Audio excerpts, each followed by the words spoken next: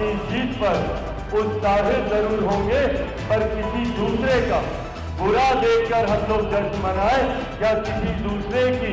Downfall पर हम लोग उत्साहित हो, ये हम लोग के संस्कार कतई नहीं हो सकते। और ये एक शुरुआत,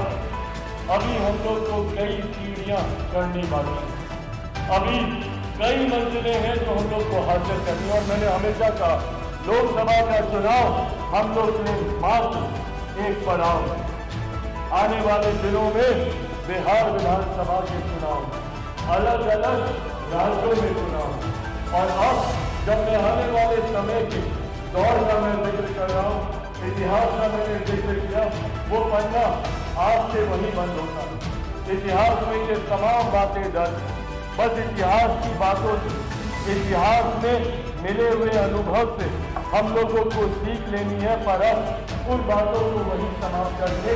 आगे बढ़ना है। अगर हम लोग अपने आप को उसी दौर में बांधे रखेंगे,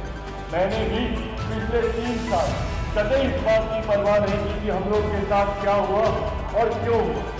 मेरे पास मात्र 2 विकल्प, या तो मैं उन परिस्थितियों पे रोता रहता, क्राई बेबी कहा जाता, मैं रोता रहता और अपनी परिस्थितियों को दोष देता रहता कि भैया मेरे साथ ये ऐसा क्यों हुआ,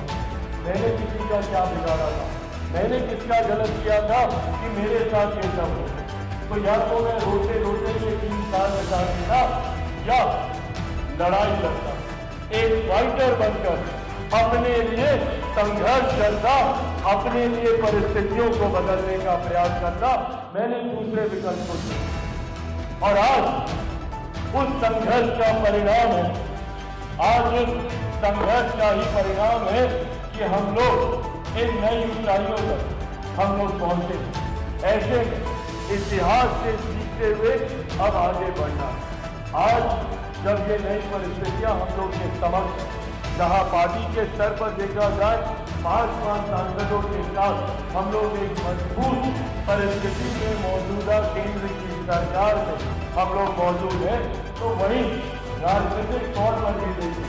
तो एक बड़ी जिम्मेदारी केंद्रीय मंत्री के तौर पर जो हम लोगों के कंधे पर आई है, उसको भी उतनी ईमानदारी से, उतनी ही मेहनत से हम लोगों को पूरा करने का प्रयास करना है। पर हाँ, आने वाले दिनों में जो सपना मेरे नेता, मेरे पिता आदरणीय रामविलास पासवान जी ने देखा था संगठन के विस्तार को लेकर, अब मैं ये आग्रह अलग अलग राज्यों से आए अपने तमाम साथी पदाधिकारियों से करूंगा। हर कोई चाहता है कि हम लोग अपने अपने राज्यों में हम लोग चुनाव लड़ें, ये सोच हर पार्टी की रहती है और हर दल की रहती है, और ये रहनी भी चाहिए, ये स्वाभाविक सी सोच है। पर ऐसे में मेहनत भी हम ही लोगों को करनी है। अगर हम लोग मेहनत जमीन पर नहीं करेंगे और ये उम्मीद करेंगे कि चुनाव के वक्त गठबंधन हम लोग को बुलाएगा और बैठे बैठाए हम लोग को बोलेगा कि भैया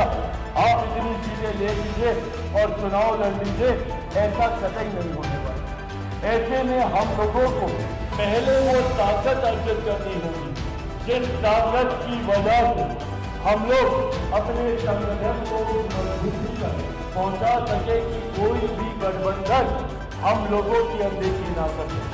आज इस तरीके से बिहार में हम लोगों ने पार्टी को उस ऊंचाइयों तक हम लोग लेकर, जिसका श्रेय मैं पार्टी के बिहार प्रदेश के अपने तमाम पदाधिकारी साथियों को दूंगा और विशेष तौर पर पार्टी का नेतृत्व कर रहे हमारे प्रदेश अध्यक्ष राजू तिवारी जी को दूंगा, जिन्होंने मजबूती से पार्टी का नेतृत्व प्रदेश में करने का काम किया। ऐसे में मौजूद मैं यहाँ पर हर प्रदेश के अपने प्रदेश अध्यक्ष यह आग्रह करूँ कि अपने अपने राज्यों में पार्टी के संगठन पर अब आप लोग ध्यान दें। हम लोगों का कार्यक्रम केंद्रीय मंत्री होने के नाते वैसे भी आने वाले दिनों में हर राज्य में हम लोग का कार्यक्रम लगेगा ही लगेगा।